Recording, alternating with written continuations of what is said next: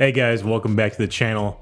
If you're new here, my name's Steve, and in today's episode, I'm going to be reviewing my newest beater watch and the watch that I've been wearing pretty much every day at work. The simple TLDR of this watch is, it is amazing. I love this watch. This is probably one of my favorite purchases I've ever made. I'm going to get into it when I do the top-down view, but if you're going to be wearing this for your everyday watch, this thing really excels. And I'm going to break it down for you right now. All right, and here it is, the GShock 5610, reference number GW-M5610-1CF. Now, I've been wearing this as an everyday watch, so please forgive any scratches, scuffs that you may see. But this is intended to be worn, so I wear this pretty much every single day. All right, getting into the dimensions first, we have a diameter of 43 millimeters, a lug-to-lug of about 48.3 millimeters, depending on where you take that measurement, a thickness of 12 millimeters, and a overall weight of 49 grams. So it's fairly light and will pretty much fit well with any single wrist out there.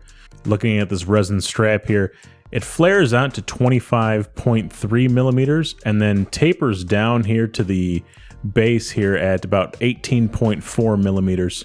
So like I said, it's going to fit pretty much any single wrist size. You shouldn't have a problem at all wearing it. All right, let's take a closer look here at the top. As you can see at the top, it says multi-band 6. So this watch is atomically controlled. And up to 6 times a day, it's going to get a signal. It's actually going to search for a signal 6 times a day. And once it gets a signal, it's going to, stop receiving it. So if we click this button right here, you're going to see the word get up there, 12:04. So basically, here's the date 2/4. So that was yesterday, February 4th at 12:04 a.m. This watch got a signal and it set itself.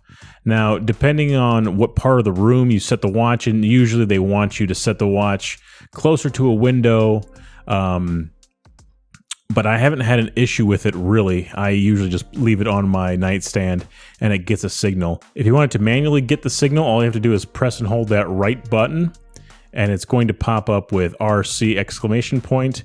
And really, you're not supposed to touch anything. You're supposed to let this watch sit, by a windowsill, not moving, and it's going to get the signal eventually. So that is one way to manually do it.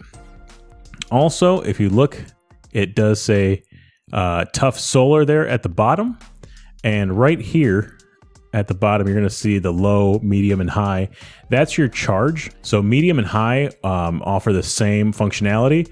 If it does drop to low, I believe it stops receiving a signal automatically, and I believe the light function, the automatic light function, does not work. So that's it when it goes to low. But on a full charge, it should last 10 months. So this button right here, this is the light button, and my buddy Luke has had G-Shocks pretty much his entire life, and he did not know about this function I'm about to show you. So if you press and hold the top right button, the light's going to come on, and right about there, you're going to see that REL symbol pop up over the seconds hand.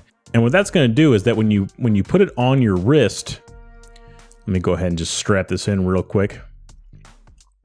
When you put it on the wrist and you have your watch sitting down, every time you flick the wrist up, the light will turn on.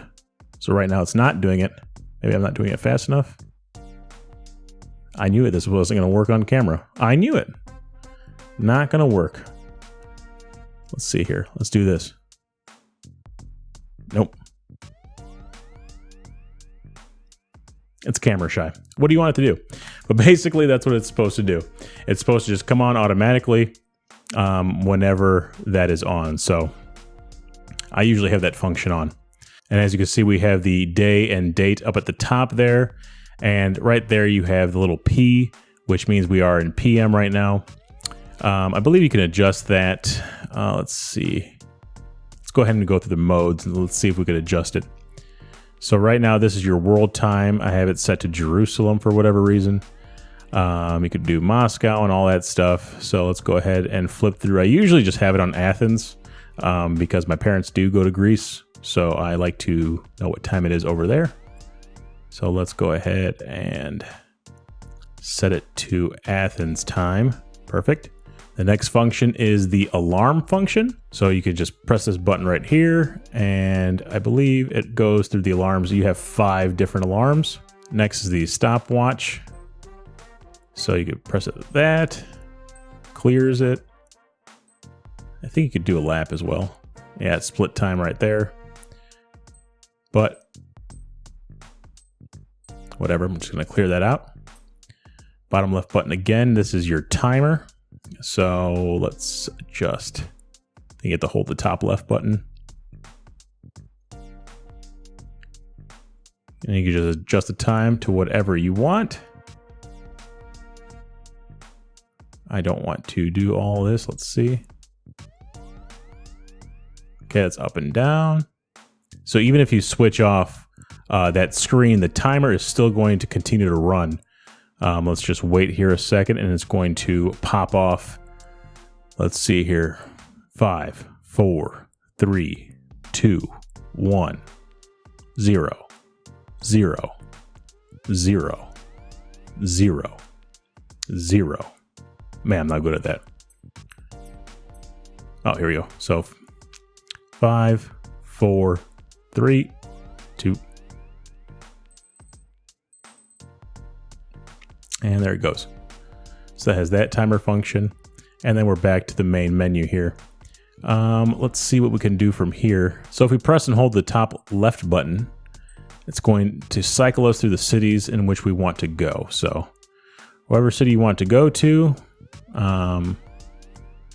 let's go to, heck, I don't know, Rio? Boom. Now we're in Rio time. You don't have to worry about setting anything else. Everything, like I said, atomically controlled. So it's always going to be right. So you take this traveling, 100% fine. And if you're annoyed with all that beeping, all you have to do is press and hold the bottom left button. And right about there, it's going to show a music note with it crossed out, and you no longer have to hear anything. So it's nice and quiet. Let's go ahead and put that sound back on because I like listening to it. And there we go. I know there's a way to put it to 24-hour, but I really don't know how to do it right now. I don't feel like struggling on camera. And I don't feel like looking at the instructions because, you know, come on. I'm not going to look at the instructions. But anyways, there's a way to do that. Let's see here. Like I said, the entire thing is resin. As far as the rest of the watch construction goes, we do have stainless pushers here that are nicely polished. These screws actually hold in the resin case. So if you want to put a metal band, if you want to turn this into a metal G, you can actually unscrew those and put on the aftermarket kit. And that's one good thing about the GShock line is the community behind, the modding community behind GShocks. You can pretty much find anything that you want to do to this GShock, and there's probably a mod out there for it. So we take a look at the case back here. It is stainless steel. It's held together by those 4 screws. And as you can see right there at the top, it is water resistant to 20 bar, which is 200 meters. So very solid watch. Obviously GShock, you're expecting a solid watch, tough, any, you know, do anything watch. Right here on the band, you can actually see it is like supported. They have like those cross members that actually keep the shape of the bracelet or keep the shape of the rubber strap, and it prevents it from coming in. It, you know, it conforms to your wrist very well. And this is, I guess, in the drop test, theoretically is supposed to bounce off the ground. I don't see how that's possible in the real world, because I mean, if I dropped it, it's just going to land on its side. Even if I dropped it from a height, you know, I guess it's supposed to do that. But I mean, honestly, how often are you going to drop the watch? So the strap is like a stiff rubber. It's not the most supple of straps, but I'm pretty sure there's an aftermarket strap that you could put on. When you wear a GShock, it's mostly about function. So you want the strap to be able to withstand pretty much anything, you know, secured, everything like that. It's not all about comfort. On the back of the strap, you do have these ridges that pretty much help lift off the watch from your wrist to allow some airflow, dry out the wrist and everything like that. And then the only other stainless steel part of the watch rather is this buckle. And on the back side, it does say Casio, and I don't know if you can see that, but it says Thailand. So I don't know why the front's not signed. I don't know, I guess they don't have any space, but underneath, Casio Thailand. So here's the Casio 5610 on my 7.5-inch wrist. It fits really nice. It's very lightweight, very comfortable. I wear it to work every single day. I hit it around, do everything with this watch. Pretty much the only time I take this watch off is when I dress up. So right now I'm actually about ready to go out here soon, and I've got my Llanos Avisos ready to go. So I'm excited to put that on. But here it is, the GShock 5610, and I actually have this aftermarket bull bar that I bought. I'm just gonna go ahead and pop that on just to show you. Yeah, I like the way this looks. It gives it a tactical vibe, and it protects the crystal from getting scratched up. You know, if you're going to be hitting it on something, you know, those bars sit up probably about a millimeter or so. And like I said before, if you just take these screws off, you can remove the resin case and actually put on an aftermarket metal one. If you wanted to turn this into some sort of metal G, you know, you could put it gold case, stainless steel. They have anything that you want. If you're going to be getting into G-Shocks, I highly recommend this one. And if you don't care about the atomic controlled function, at least get a solar powered one. It's not that much more expensive than your regular standard 5600. All right, let me go ahead and flip that camera back over, and I'll give you my closing thoughts and opinions. And there it is, the GShock 5610. So let me go ahead and do a little pros and cons. I'm going to start off with the cons because there's only really one con that I've noticed after wearing this watch for a few months, and that is the angle of which you tell the time. So if you only turn your wrist slightly and take a look at the time, shows up beautifully. But if for whatever reason you look at it dead on at that like perpendicular perspective, it's a little fuzzy. I don't know if that's the solar panel or if that's just the digital layout itself. If you're looking at it 90 degrees head on, it's just going to look a little distorted. So really that's the only con of this watch. Let's move on over to the pros, and there is a long list. So let's go ahead and get through that. First of all, the dimensions of this watch are very ideal for a lot of different wrist sizes. 43 millimeters in diameter, comes in around 50 grams. It's basically, you can't even feel it when it's on your wrist. And that's the way it should be. You shouldn't have to notice this big hulking G-Shock on your wrist. This is going to work just fine, and it's one of the more slimmer profile G-Shocks there is. Next up, obviously, durability with G-Shocks. These things can be put through the ringer.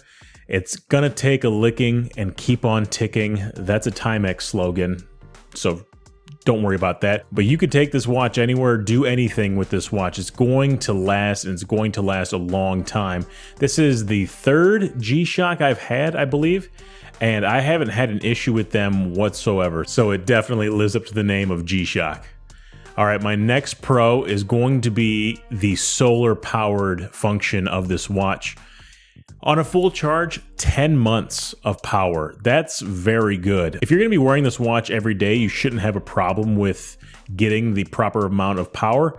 But if you're going to be wearing this watch here and there and it's going to be in the rotation, at least you'll know you have 10 months from the time it's fully charged to the time it's down. And with those indicators at the bottom, you're never going to be surprised. It clearly states when it's low, when it's fully charged, so you shouldn't have a problem with that. The next pro, it really doesn't have anything to do with the watch itself, more so the community. If you wanted to mod this G-Shock, you are going to be able to find anything you want to do. Really, the only other community I could think of is going to be the Seiko modding scene. Aside from that, you can get aftermarket straps.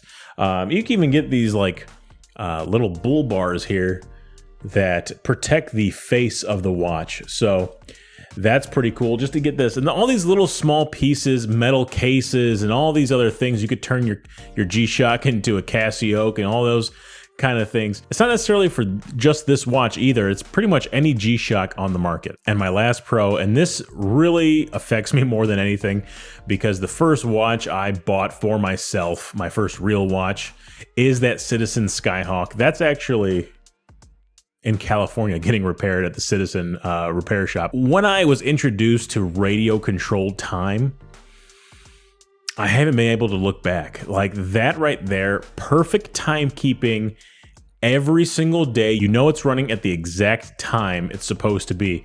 No more guessing, no more looking at your phone. You have to the second time period. It gets an update up to 6 times a day. So you know it's going to be accurate. It's going to be accurate pretty much anywhere in the world. I think maybe Australia is like the only place it's not going to get a signal. You know, it's going to cover 75% of the people in the world.